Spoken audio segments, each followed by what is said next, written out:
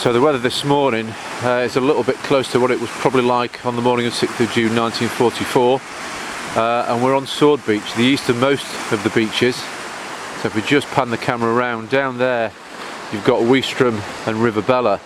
That's the very left edge of the D-Day landing beaches. That's where 1st Special Service Brigade landed. And we pan along the front here, you can see very different to Omaha Beach, very flat here. We've got these seafront villas.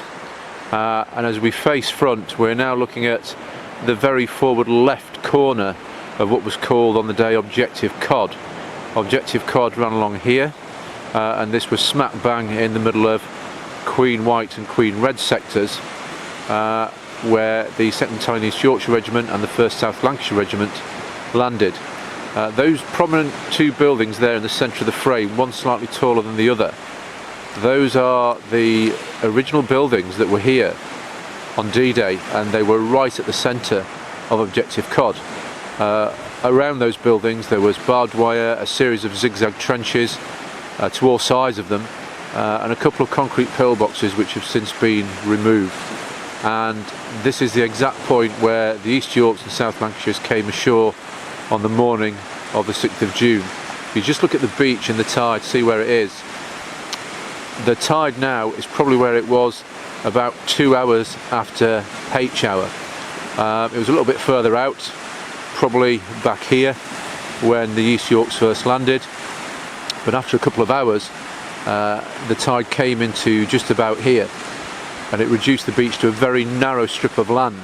And if you see the contemporary photographs of a couple of hours after H hour, you will see this whole stretch of beach covered in tanks and vehicles and men, all queued up trying to get off, because up there where you've got that little strip of grassland, short stretch of dunes, that was all minefield and covered in barbed wire, and only a few lanes had been cleared through that just a couple of hours after H hour, and so everybody was queued up in massive traffic jams trying to get off the position and in depth of the beach. And in the end, the people looking after the beach control group, they had to call a halt to further landings, a delay of about an hour or two while they cleared the backlog on the beach, and only once they'd done that and opened up a few more routes through the minefields did they give permission for subsequent waves to start landing again. Okay, so here we are at the waterline on Sword Beach, right smack bang in the middle of Objective Cod. As you can see, the beach here is a much steeper angle than at Omaha. You've got a bit of a gradient here, and the going underfoot is worse than Omaha. It's a bit softer, still reasonably okay to walk on, but definitely softer.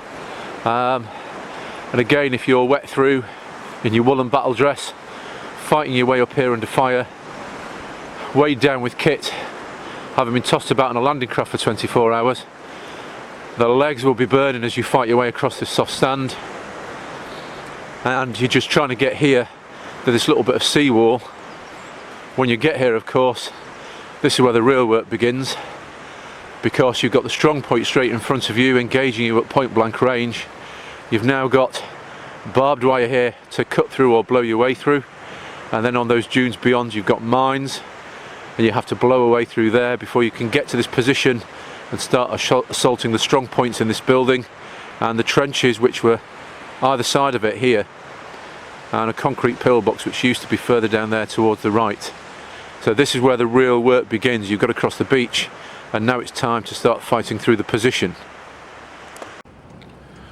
Okay, so we're still on Sword Beach, but we're now at the far side of Queen Red, and we're heading in the opposite direction now towards the very eastern end of the invasion area, towards River Bella and Weestrom.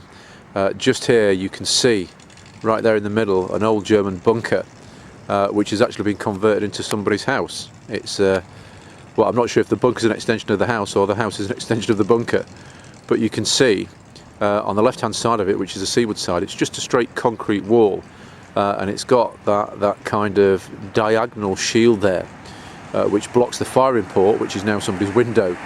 And on the day that would have been the firing port for what was ever in there. Now there are reports from Sword Beach on the day of an 88 firing down the beach, and I'm guessing that this was probably the position, because it's in the perfect position to take out the armoured vehicles which were down behind us on Queen Red and Queen White. So yeah, if there was an 88 position, I'm guessing this was it. It's perfectly sighted, and like I say, because it's shielded from the sea, you can't actually see it until you get on the beach and look at it from this angle. So yeah, perfect enfilade shoot again from a defilade position. So here we are then, still on Sword Beach. You've got the statue here of Piper Bill Millen, who of course came ashore with Lord Lovat's 1st Special Service Brigade. This is the point where they landed, and then along to the right there towards Weestrim and River Bella. And there's the memorial. We can see all the poppy wreaths on the front, and from here they pushed inland a couple of 100 metres down here and then hooked left. Number 4 Commando and the French commandos hooked left and went down towards Weestrim to clear it, while the remainder of the brigade with Lord Lovat pushed on towards Pegasus Bridge to relieve the Oxon Bucks Light Infantry who were holding it. Okay, so this is Sword Beach then, and I'm sitting on a bench in what used to be Queen Red sector of Sword Beach. Queen White is about 150 yards in that direction, and directly behind me is the central point of Objective Cod, the main German strong point on this part of the beach.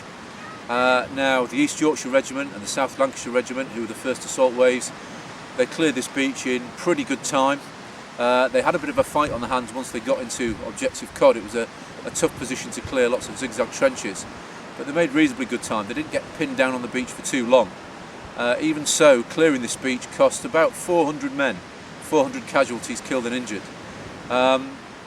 So again, this is a beautiful beach. We've got joggers out, we've got dog walkers, and on a sunnier day you've got people just laying on the beach enjoying the weather and the seaside.